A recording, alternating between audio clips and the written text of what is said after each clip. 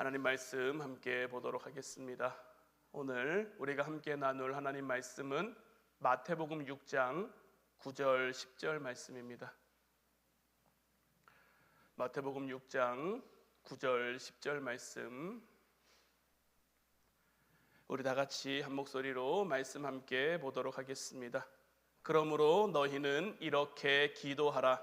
하늘에 계신 우리 아버지여, 이름이 거룩히 여김을 받으시오며 나라가 임하시오며 뜻이 하늘에서 이루어진 것 같이 땅에서도 이루어지이다. 아멘. 할렐루야. 오늘도 주님을 예배하는 사랑하는 우리 화운 성도 여러분들 모두에게 하나님의 크신 은혜가 함께하기를 주님의 이름으로 축복해 드립니다. 오늘 이 시간에는 하늘에 계신 우리 아버지요, 주님이 가르쳐 주신 기도의 첫 부분이죠. 주님이 알려주신 이 기도의 내용을 통해서 오늘 우리가 어버이 주일로 지키는데 우리가 앞으로 어떤 삶을 어떻게 살아가야 되는지도 함께 나누고, 주님이 우리에게 기도를 어떻게 알려주셨는지도 함께 나누면서 하나님의 은혜를 함께 사모하는 시간이 될 수 있기를 주님의 이름으로 축원해 드립니다. 우리가 예수님의 산상수훈 가운데 팔복의 말씀을 통해서 하나님 나라의 백성은 어떠한 삶을 살아가야 되는지, 어떠한 사람이 되어야 하는지를 함께 나눴었죠. 심령이 가난한 자가 되어야 하고, 애통하는 자가 되어야 하고, 온유한 자, 의에 줄이고 목마른 자, 긍휼히 여기는 자, 마음이 청결한 자, 화평하게 하는 자, 의를 위해서 박해를 받은 자였어요. 그러면서 주님이 이어서 주신 말씀이 너희는 세상의 소금이고 빛이라는 것이었죠. 너희가 세상의 소금이 되어라, 세상의 빛이 되어라, 이렇게 말씀하신 것이 아니라 너희는 세상의 소금이다, 너희는 세상의 빛이다, 이렇게 우리를 향해 선포하셨단 말이에요. 우리는 그 주님의 말씀을 따라 세상의 소금으로, 세상의 빛으로 살아가야 해요. 그런데 어떻습니까? 우리가 세상의 빛과 소금이 되어야 한다라는 것, 주님이 우리를 그렇다고 말씀하셨으니 그런 삶을 살아가야 하는데, 세상의 소금으로, 세상의 빛으로 살아가는 삶이 쉽습니까? 어렵습니까? 결코 쉽지만은 않단 말이에요. 그러면 우리는 어떻게 세상의 빛이 되고 소금이 될 수 있느냐? 어떻게 주님이 우리에게 말씀하신 것처럼 먼저 그의 나라와 그의 의를 구하는 삶을 살아갈 수 있을까? 어떻게 세상 가운데 흔들리지 않는 믿음으로 우리에게 맡겨주신 삶을 살아갈 수 있을까? 우리의 이와 같은 물음표에 대한, 우리의 이와 같은 질문에 대한 예수님의 대답은 분명합니다. 기도예요, 기도. 그래서 예수님께서도 산상수훈의 말씀 한가운데에 제자들에게 기도를 알려주시는 거예요. 오늘 본문 9절 말씀을 보면 그러므로 너희는 이렇게 기도하라. 하늘에 계신 우리 아버지여, 이름이 거룩히 여김을 받으시오며. 그러므로 너희는 이렇게 기도하라고 주님께서 우리에게 기도를 알려주십니다. 기도는요, 어떤 단순한 종교적 행위가 아닙니다.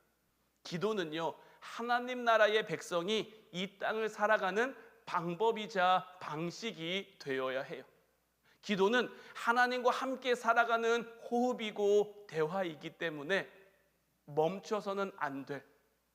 그래서 우리가 잘 아는 데살로니가전서 5장 16절부터 18절까지 말씀을 보면 항상 기뻐하라, 쉬지 말고 기도하라, 범사에 감사하라, 이는 그리스도 예수 안에서 우리를 향하신 하나님의 뜻이 되는 거예요.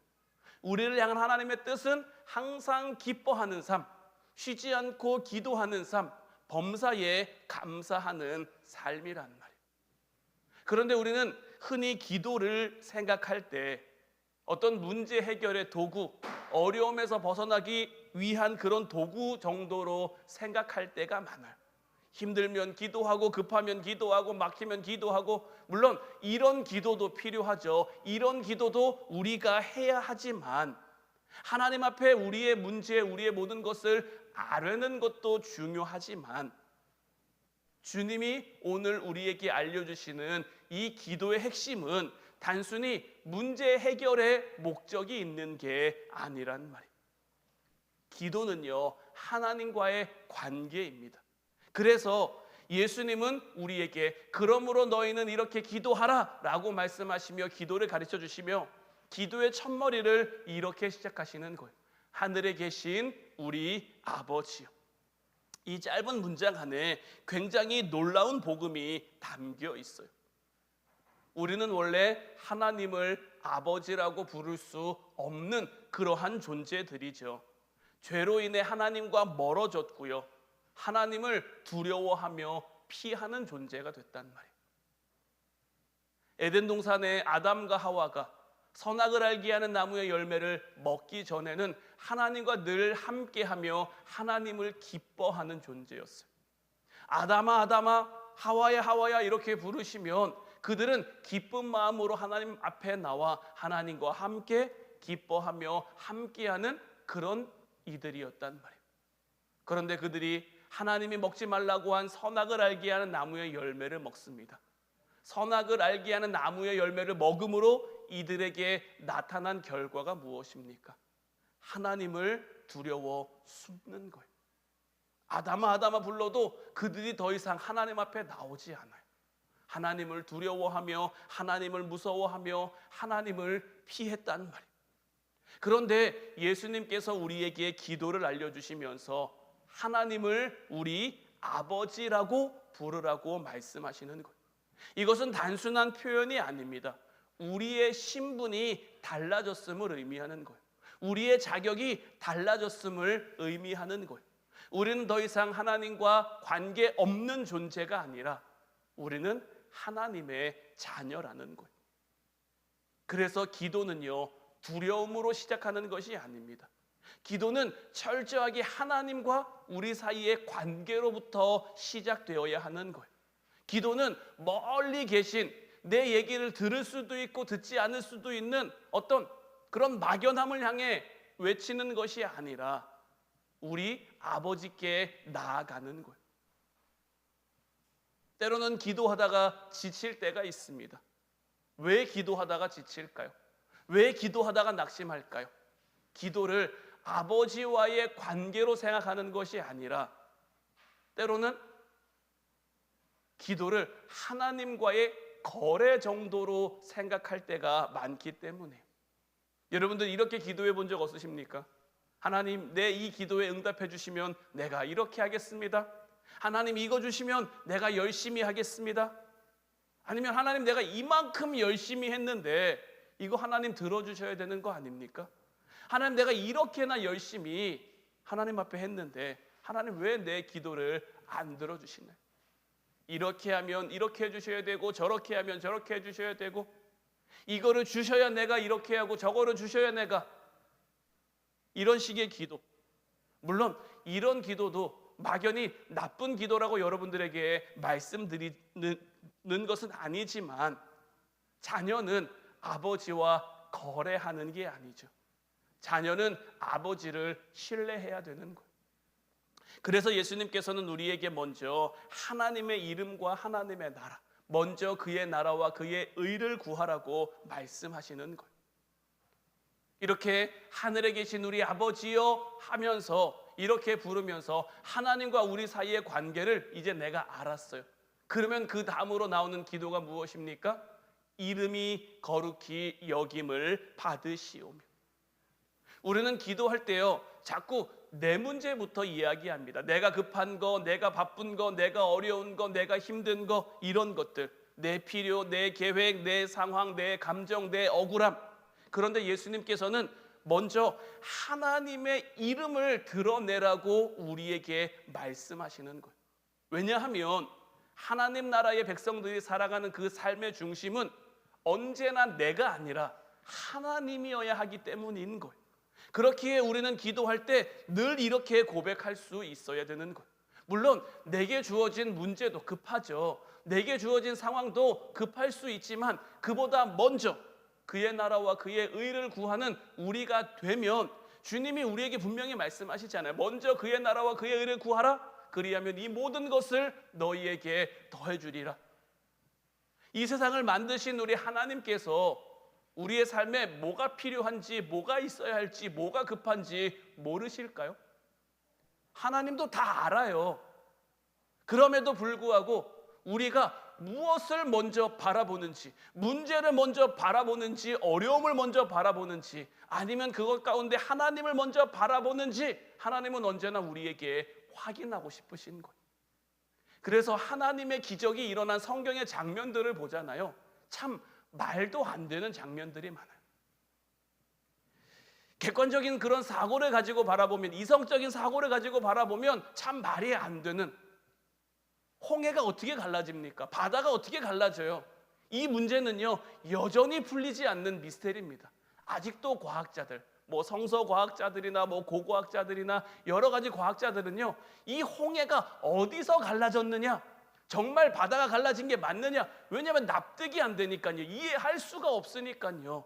어떻게 해서든지 이거를 이해해 보고자, 어떻게든 이거를 좀 사실인지 아닌지를 판명해 보고자 애를 쓰는데, 하나님이 하시는 일을 우리가 어떻게 다 알 수 있겠습니까? 사람의 가장 지혜로움이 하나님의 미련함만 못한데, 하나님의 가장 어리석음만 못한데, 우리가 그것들을 어떻게 다 이해해 갈 수 있겠습니까? 우리의 삶에 역사하시는 하나님의 일하심도 마찬가지인 거예요. 우리도 힘들고 어려운 상황 속에서 자꾸 우리가 생각합니다. 이게 이렇게 되면 좋을 것 같은데, 저게 저렇게 되면 좋을 것 같은데, 그러면서 은근히 기도하면서 하나님 앞에 강요해요. 하나님 요걸 요렇게 해주셔야 되고, 저건 저렇게 해주셔야 되고, 하나님의 계획, 하나님의 뜻대로 되길 원합니다, 하나님의 원대로 되길 원합니다 기도하긴 하지만, 자꾸 우리 마음 한켠에서는 하나님 이건 이렇게 하셔야 됩니다, 저건 저렇게 하셔야 됩니다, 하나님을 조정하고자 하는 그런 마음이 있는데, 우리 하나님 나라 백성들이 살아가는 삶의 방법, 삶의 중심은 늘 내 생각, 내 계획 이런 것이 아니라 하나님이어야 하는 거예요. 그래서 내게 주어진 문제, 하나님이 내게 주신 거라면 이것을 통해 하나님이 이루고자 하는 게 있지 않을까요? 이것을 통해 깨닫게 하는 게 있지 않을까요? 왜 정승재라는 수학 1타 강사가 있죠. 늘 나와서 하는 얘기가 뭐냐면, 수학은 문제를 푸는 그런 도구가 아니라는 거예요. 단지 문제를 풀기 위해 공부하지 말고 왜 이렇게 되는지. 제가 며칠 전에 이 정승재 강사의 영상을 하나 봤는데 원주율에 대한 거였어요. 여러분들 원주율 기억을 더듬어 보시면 중학생 때쯤 이렇게 배웠던 기억이 있으실 건데 3.14. 저는 왜 원주율이 3.14인지 몰랐거든요. 그냥 학교에서 3.14 그 뒤로도 소수점 계속 내려가는데 우리가 암묵적 약속으로 3.14 파이라고도 하고 3.14라고도 한다. 그런데요, 보니까 그 원의 지름을 그 원의 둘레로 돌리니까 3번 하고 요만큼이 남더라고요. 요만큼이 수치로 하면 0.14 얼마 이렇게 가는 거라고 하더라고요. 저는 제가 중학교 때부터 수학을 계속 배웠고 이렇게 했는데 처음 알았어요. 저는 3.14 잘 알고 있죠. 원의 넓이를 구하려면 파이 r 제곱을 해야 되고, 원의 지름을 구하려면 2파이 r을 해야 되고, 저도 이거 공식 다 알고 있고 다 안다는 말이에요. 그런데 왜 그렇게 되는지를 몰랐어요. 저도 그냥 외운 거죠. 하나님 나라를 살아가는 삶의 방식도 마찬가지인 거예요. 하나님 말씀은요, 우리의 삶으로 살아내야 의미가 있는 거예요. 하나님께서 우리의 삶의 말씀을 그냥 주시는 게, 그냥 달달달달 외워서 이 말씀 내가 잘 아는 말씀이지, 이 말씀 내가 익히 아는 말씀이지, 이게 아니고요. 단 한 말씀이라도 그 말씀이 내 삶 가운데 제대로 이해되어져서, 내 삶 가운데 제대로 깨달아져서 나를 향한 하나님의 뜻이 무엇인지, 내 삶의 자리를 하나님이 내게 보내신 자리라면, 내게 맡기신 자리라면 이 삶의 자리를 통해서 하나님이 이루고자 하시는 게 무엇인지, 그래서 내 삶의 자리 가운데 하나님이 어떤 말씀을 주시는지, 어떻게 역사하시는지를 내가 이해해 가야지, 단순히 우리 하나님은 일하시는 하나님, 우리 하나님은 사랑의 하나님, 이렇게 지식적으로 알기만 해서는 아무런 의미도 아무런 소용도 없는 거예요. 그래서 저도 여러분들에게 저의 약함을 통해서 부탁드리는 게 이것이, 사실 저도 안 아팠으면 더 좋았겠죠. 수술하지 않았으면 더 좋았겠죠. 앞으로도 병원 가지 않으면 더 좋겠죠. 하지만 제게 주어진 일이고 제가 감당해야 될 일이고, 이걸로 어떤 사람들은 술, 담배 많이 해도 안 걸리는데, 안 아픈데, 이렇게 생각하기 시작하면, 원망하고 불평하기 시작하면 한도 끝도 없는 거예요. 하지만 이 일을 겪음으로 인해서 내가 이걸 통해 하나님의 은혜를 깨달을 수 있다면, 내게 역사하시는 하나님의 손길을 깨달을 수 있다면, 올 한 해를 시작하면서 하나님이 저에게 두려워하지 말라는 말씀을 주셨고, 그때는 그 말씀을 왜 주셨는지 몰랐지만, 지금 이렇게 벌써 5개월의 삶을 살아오면서 하나님이 왜 저에게 그런 말씀을 주셨는지를 제가 알겠다는 말이에요. 이제 내가 알았으면 그 말씀대로 살아가면 되는 거예요. 두려워하지 말라고 하셨으니 두려워하지 않고, 주어진 상황은 조금 염려할 만하지만, 조금 두려워할 만하지만, 하나님이 하지 말라고 하셨으니 내가 그 하나님을 믿는다면, 그 하나님이 내게 거짓을 말하는 분이 아니고 가짜를 말하는 분이 아니고 정말 늘 진리를 내게 주시고 진짜를 내게 주시는 그 하나님으로 내가 믿는다면, 그 하나님의 말씀대로 살아가기 위해, 그래서 이 일 동안 하나님의 영광이 될 수 있도록, 우리도 우리에 맡겨주신 삶 가운데 내 삶이 하나님의 영광 되도록, 때로는 힘들지만, 때로는 어렵지만, 그래서 내가 이 문제와 어려움을 가지고 하나님 앞에 나와 기도하기도 하지만, 단순히 내가 기도하는 것이 하나님 어려움 좀 없어졌으면 좋겠어요, 힘듦 좀 없어졌으면 좋겠어요, 이런 정도에서 그치는 것이 아니라, 이것을 통해 역사하시는 하나님을 내가 깨달아, 이것을 통해 일하시는 하나님을 내가 만나, 이 모든 것이 하나님의 영광 될 수 있도록, 로마서 8장을 보면 모든 것이 합력하여 선을 이룬다라는 그런 고백이 나오는데, 우리 하나님이 일하시는 방법, 우리 하나님이 역사하시는 방법이 바로 그런 것. 이어지는 기도도 마찬가지입니다. 10절 말씀 다시 보면, 나라가 임하시오며 뜻이 하늘에서 이루어진 것 같이 땅에서도 이루어지이다.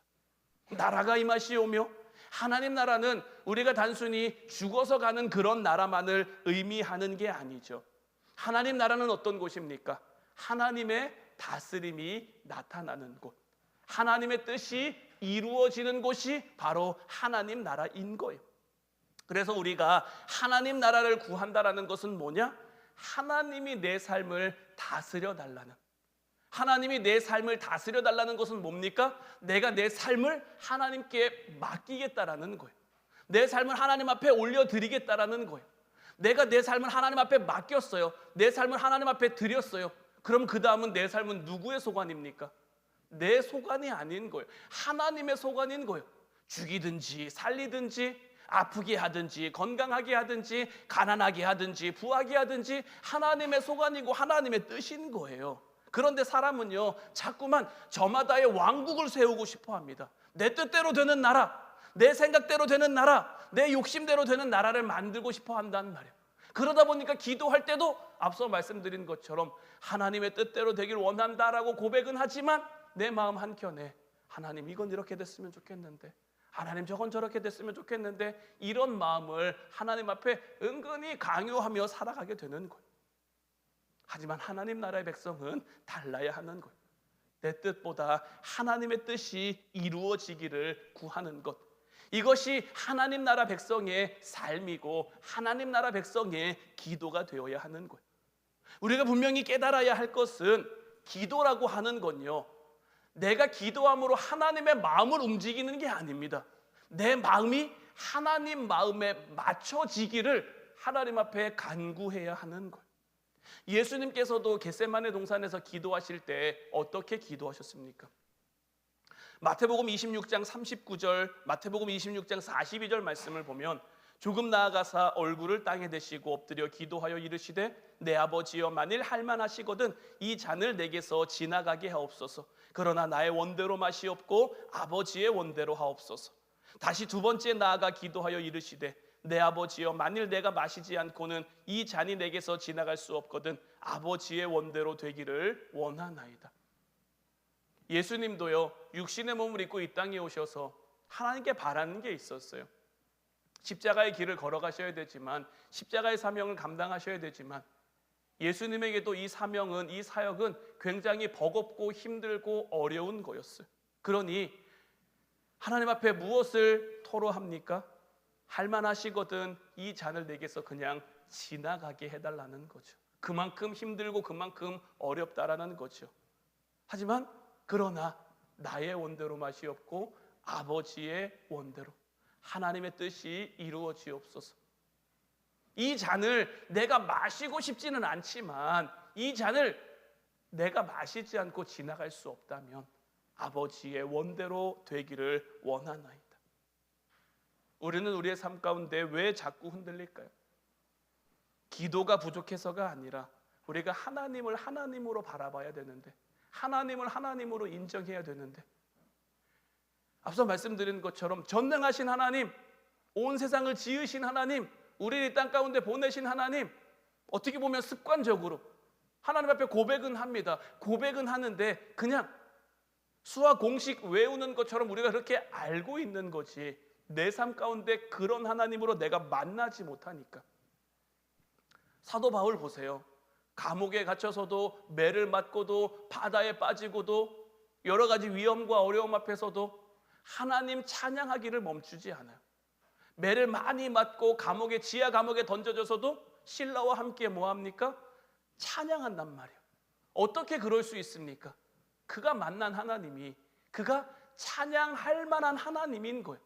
그에게 역사하시는 하나님이 그럴 만한 하나님인 거예요. 그런 하나님과 함께 살아가고 있으니까 그런 상황 속에서도 하나님을 신뢰하며 하나님을 믿으며, 지금의 내 상황은 억울한 상황이지만, 지금의 내 상황은 억울한 형편이지만, 이것마저도 하나님이 나를 인도하시는 과정 가운데 있다면, 하나님이 나를 통해 이루어 가시고자 하는 것 가운데 있다면 이건 역시 내가 기쁨으로 감당할 수 있으니까. 이런 것이 쉽다고 여러분들에게 말씀드리는 게 아닙니다. 예수님이 고백하신 것처럼 할 수 있거든, 할 만하시거든 내게서 지나가게 해달라고 기도할 만큼 힘들고 어렵지만 하나님의 뜻이 이루어지는 것이 더 큰 기쁨이고 더 큰 감사고 더 큰 영광이기에, 그 하나님과 함께 하기에 아버지의 뜻대로 되기를 원합니다. 아버지의 원대로 되기를 원합니다. 우리가 고백하고 기도할 수 있는 거죠. 그래서 기도는요, 우리에게 주어진 상황을 바꾸기 전에 우리의 시선이 달라지게 하는 것, 문제를 없애기 전에 하나님을 먼저 바라보게 하는 것. 그래서 기도할 때 주님께서 먼저 하나님의 이름을 부르고 먼저 그의 나라와 그의 의를 구하라고 말씀하시는 거지, 하나님 앞에 기도할 때도 하나님 내 형편이 이렇고요, 내 상황이 이렇고요, 내 처지가 이렇고요, 이런 것들을 먼저 기도하다 보면요 자꾸 여기에만 내 시선을 뺏기고 내 마음을 뺏기는 거예요. 이것보다 훨씬 크신 우리 하나님인데, 이것보다 훨씬 강하신 능력이 많으신 우리의 아버지 하나님인데 하나님을 보지 못하게 하니까. 또 예수님께서는 기도 외에는 다른 어떤 것으로도 우리의 삶에 능력이 나타날 수 없다고 말씀하세요. 마가복음 9장 28절 29절 말씀을 보면, 집에 들어가심에 제자들이 조용히 묻자오되 우리는 어찌하여 능히 그 귀신을 쫓아내지 못하였나이까? 이르시되 기도 외에 다른 것으로는 이런 종류가 나갈 수 없느니라 하시니라. 자, 여기서 질문. 제자들 그 아이의 귀신을 쫓아내기 위해 기도를 했을까요? 안 했을까요? 예수님이 올라가셨을 때, 변화산에 올라가셨을 때 이 아이의 아버지가 왔잖아요. 그럼 이 제자들은 뭐에 근거해서 이 아이의 귀신을 쫓아내려고 했을까요? 그 전에 예수님이 하셨던 것, 예수님이 그 전에 귀신을 쫓아냈을 때 어떻게 쫓아냈는지, 아픈 사람을 고치셨을 때 어떻게 고치셨는지. 근데 예수님께서 어떻게 고치고 어떻게 귀신을 쫓아내셨습니까? 기도하셨단 말이에요. 그러니 아마 제자들도 했을 거예요. 안 하지 않았을 거예요. 그런데 예수님께서는 기도 외에 이런 능력이 나갈 수 없다. 그러면 제자들이 한 기도와 예수님이 한 기도가 다르다는 거겠죠. 뭐가 다를까요? 제자들은 뭐라고 기도했을까요? 하나님 얘 좀 고쳐주세요. 하나님 얘 귀신 좀 쫓아주세요. 아마 이렇게 했을 텐데 그 기도 안에 하나님을 향한 그 확실한 믿음과 신뢰 있었을까요? 될 수도 있고 안 될 수도 있고, 되면 좋겠는데, 할 수 있으면 좋겠는데, 예수님은 이렇게 하셨는데, 기도는요 철저한 신뢰로 하나님 앞에 나아가는 겁니다. 마음으로 믿어 의심하지 않으면 이 산더러 저 바다에 던져지라고 해도 그대로 되게 하시겠다라는 것이 하나님의 말씀인 거예요. 하나님의, 우리를 향한 하나님의 뜻인 거예요. 그런데 우리는 이런 말씀을 들을 때 에이, 되겠어? 이루어지겠어? 이런 마음이 들면 우리도 믿지 못하는데, 우리도 신뢰하지 못하는데, 우리의 삶 가운데는요 분명 우리 힘으로 해결할 수 없는 문제들이 있습니다. 우리 능력으로 감당할 수 없는, 우리 노력으로는 이길 수 없는 그런 것들이 있단 말이에요. 그래서 하나님 나라의 백성들은 기도의 사람이어야 해요. 왜냐하면 기도는 능력이니까요. 하지만 모든 기도가, 예수님께서 기도에 대해서 알려주시기 전에 이방인의 기도나 다른 유대인들의 기도에 대해서 이야기를 하시는데, 그 기도에 대해서 뭐라고 말씀하십니까? 중언부언하지 말라고 말씀하세요. 중언부언한다라는 게 뭡니까? 그냥 이것저것 말을 많이 하는 거예요. 그들은 말을 많이 해야 하나님이 들으실 거라고. 그들은 말을 많이 함으로 뭘 구합니까? 무엇을 먹을까? 무엇을 마실까? 무엇을 입을까? 우리 주님 분명하게 말씀하시잖아요. 이는 다 이방인들이 구하는 것이라. 너희 하늘아버지께서는 이 모든 것이 너희에게 있어야 할 줄을 아시느니라. 그러므로 너희는 먼저 그의 나라와 그의 의를 구하라. 우리가 하나님 나라의 백성으로 하나님을 신뢰하며 하나님을 믿으며 기도의 자리로 나아가면, 초대교회가 그 거센 핍박 가운데 어떻게 무너지지 않을 수 있었습니까? 하나님 앞에 기도했기 때문에요. 성령 하나님이 그들 가운데 역사하심으로 그들이 나와 함께 하시는, 그 전에는 하나님이 그들과 함께 하지 않았습니까? 그 전에는 하나님이 그들을 돕지 않았습니까? 그 전에는 하나님이 그들을 지키지 않았습니까? 아니요. 그 전에도 하나님은 그들과 함께 하셨고 그들을 지키셨고 그들을 인도하셨는데 그들이 믿지를 못한 거죠. 그들이 삶을 통해 그 함께 하시는 하나님을 만나지 못한 거죠. 그러니 예수님 승천하시고 난 다음에 창문 꽁꽁 닫고 방문 걸어 잠그고 마가의 다락방에 모여, 그래도 예수님이 주신 말씀 있으니 그 말씀 붙들고 전혀 기도에 힘썼고, 그렇게 전혀 기도에 힘쓰면서 성령 하나님이 그들 가운데 임재하시고 성령 하나님이 그들 가운데 역사하시니까 그들의 생각이 달라지고 그들의 마음이 달라지고 나와 함께 하시는 그 하나님을 만나 알게 되니까, 깨닫게 되니까 담대히 나갈 수 있게 되는 것. 달라진 것은 없어요. 변한 것은 없어요. 여전히 유대인들은 서슬퍼렇게 그들을 위협하고요. 공회에서는 베드로, 요한을 잡아다가 예수님 이름 전하지 마. 예수님 이름으로 전한 사람 다 가만두지 않을 거야. 예수 십자가에 못 박은 거 봤지? 그렇게 죽은 거 봤지? 너희들도 그렇게 될 수 있어. 이렇게 위협하지만 나와 함께 하시는 하나님을 온전히 깨닫고 만나니까, 그 하나님과 함께하는 그들이 되니까 천하에 구원받을 만한 이름을, 예수님 이름 외에 우리에게 주신 것이 없는데 우리가 어떻게 전하지 않을 수 있겠느냐며 담대히 나가 하나님의 말씀을, 하나님 나라를 전하는 삶을 살 수 있었던 거죠. 사자굴 앞에 다니엘이 어떻게 무너지지 않을 수 있었습니까? 사자굴이 두렵지 않아서가 아니라 기도를 멈추지 않았기 때문인 거예요. 어떤 이들은 이렇게 생각할 수도 있죠.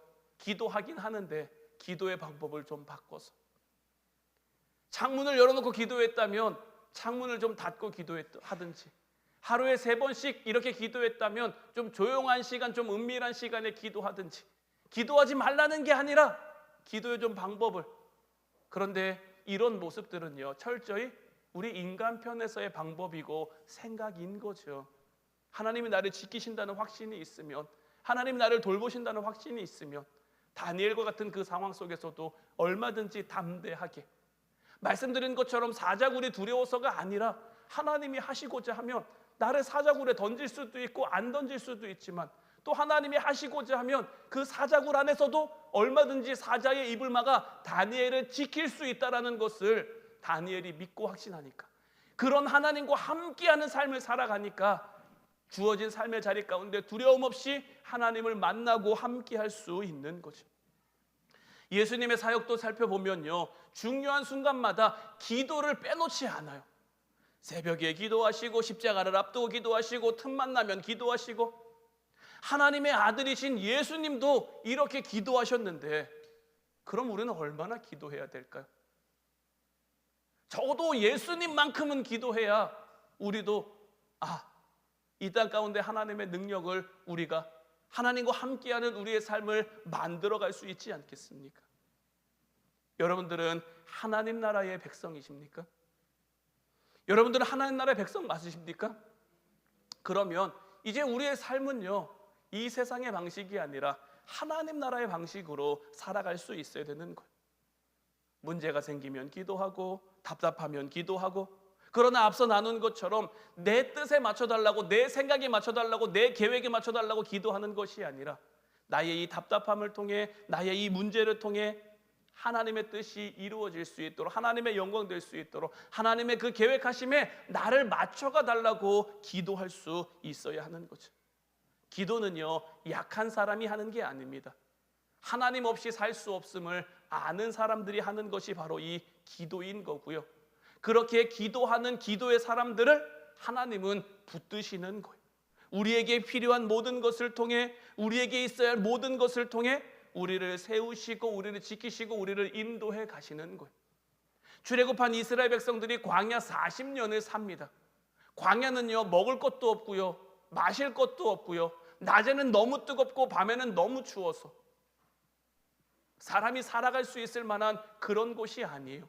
그런데 이스라엘 백성들은 그곳에서 40년을 살아갑니다. 물론 부족한 것도 있고, 모자란 것도 있고, 아쉬운 것도 있고, 힘든 것도 있었겠죠. 하지만 그 모든 것들을 통해서 하나님이 그들에게 필요한 것을 주시는 거예요. 있어야 할 것을 주시는 거예요. 오늘을 살아가는 우리들에게도 마찬가지입니다. 오늘을 살아가는 우리들에게 가장 필요한 건요, 지금 당장 눈앞에 보이는, 지금 당장 급해 보이는 문제가 해결되는 게 아닙니다. 우리를 짓누르고 있는, 우리를 힘들게 하고 답답하게 하는 그런 문제에서 벗어나는 게 아니라, 더 좋은 환경 가운데 내가 살아가게 되는 것, 더 많은 능력을 내가 갖게 되는 것, 이런 것이 아니라 하나님과의 관계가 다시 제대로, 다시 온전하게, 다시 올바르게 설정되어야 하는 거예요. 마리아가 예수님 발 앞에 말씀을 들었던 것처럼 여호수아가 회막 앞을 떠나지 않고 하나님과 함께하는 그 시간을 만들어 갔던 것처럼, 우리도 우리의 아버지 되시는 그 하나님 곁에 머무는 사람이 되어야 하는 거예요. 우리 삶의 분주함보다 하나님을 선택할 수 있어야 하는 거예요. 이 세상은 점점 우리를 불안하게 합니다. 염려와 두려움으로 우리 마음을 자꾸 가득하게, 우리 마음이 나눠지고 분열돼서 하나님을 제대로 바라보지 못하게 한단 말이에요. 그러나 우리는 달라져야죠. 우리는 변해야죠. 우리는 세상을 붙드는 것이 아니라 이 세상을 창조하신, 우리를 이 땅 가운데 보내시고 우리를 세우시고 지키시고 우리를 이끌어 가시는 우리 하나님의 자녀들이기 때문인 거죠. 그 아버지 하나님께서 이제 우리를 기도의 자리로 부르시는 거예요. 기도의 자리에서 우리를 만나길 원하시는 거예요. 기도의 자리에서 우리와 함께 하시길 원하는 거예요. 단지 주님 앞에 나와 내 필요만 얼른 아뢰고, 내 급한 것만 얼른 아뢰고 돌아가는 것이 아니라, 기도하면서 하나님과 제대로 만나고, 기도하면서 제대로 하나님과 교제하고, 기도하면서 나를 향하신 하나님의 뜻이 무엇인지 깨달아 내 삶의 자리 가운데 그렇게 살아갈 수 있어야죠. 하나님을 아버지라고 부르며 그 아버지의 나라를 구하며 우리를 통해 이루실 그 아버지 하나님의 뜻을 이루는 저와 여러분들이 되어야 하지 않겠습니까? 하나님이 우리에게 바라시는 우리 삶의 모습, 하나님 백성으로서 살아가는 우리 삶의 모습이 그런 삶의 모습인 거예요. 특별히 오늘은 우리가 어버이 주일로 지키고 있는데 어버이의 은혜를 생각하며 부모님의 은혜를 생각하며 우리가 늘 그 부모님을 따라 살아가려고, 우리보다 앞선 그 존경할 것은 존경하고 배울 것은 배우고 따라 살아가려고 하죠. 우리 육신의 부모를 향해서도 그런데 우리의 아버지 되시는 그 하나님의 은혜 우리에게 얼마나 큽니까? 그 아버지 되시는 하나님의 사랑 얼마나 큽니까? 늘 그것을 기억하며 살아갈 수 있는, 또한 이제 부모된 우리가 우리 자녀들을 향해 물려줄 수 있는 것이 무엇이 있겠습니까? 뭐 돈을 물려주는 것도 좋고 여러 가지 좋은 환경과 조건과 이런 것들을 물려주는 것도 좋지만 우리가 정말 하나님의 자녀라면, 하나님 나라의 백성이라면 이 하나님과 함께함을 물려주어야 하는 거고, 그들을 위해 기도를 물려줄 수 있어야 되는 거예요. 저는 이 자리에서 자신 있게 이야기할 수 있어요. 제가 이 자리에 설 수 있었던 건요, 저를 위해 기도해 주신 분들 때문인 거예요. 저는 강릉에서 오래 자랐는데 강릉에 가서 제가 어렸을 때 제 어린 시절 모습을 아시는 분들을 만나면요, 놀라시는 분들이 꽤 덜어 있어요. 우리 형주가 양목사가 돼서 이렇게 될 거라고는 생각도 못 했는데, 생각도 안 했는데 그 철없던 게, 그 문제 많이 일으키고 사고 많이 치던 목사가 돼서 이 자리에 섰다고. 근데 저는요, 저의 부모님이 저를 위해서 기도를 많이 심어주셨고 또 그분들이 저를 위해서 기도를 많이 심어주셨기 때문에, 저의 부모님 세대 되시는 분들이 저를 위해서 많이 기도해 주셨기 때문에 오늘의 제가 있다라고 저는 생각을 해요. 그러면 우리도 우리 다음 세대를 위해서, 우리 자녀 세대를 위해서 우리가 무엇을 해야겠습니까? 그들이 어떻게 될지 아무도 몰라요. 지금은 좀 철없는 것 같고 지금은 좀 미숙하고 모자란 것 같아도요, 우리의 기도가 그들에게 온전히 임하면 변화가 나타나고 역사가 나타나는 거예요. 하나님의 하나님 되심이 그들의 삶을 통해 나타나는 거예요. 이제 함께 기도하는 저와 여러분들 되시기를 주님의 이름으로 축원해 드립니다. 기도함으로 온전한 하나님 나라의 백성이 되어 하나님도 기쁘시게 하고 그 기쁘신 하나님의 뜻을 함께 누리는 저와 여러분들 모두가 될 수 있기를 주님의 이름으로 축원해 드립니다. 기도하겠습니다.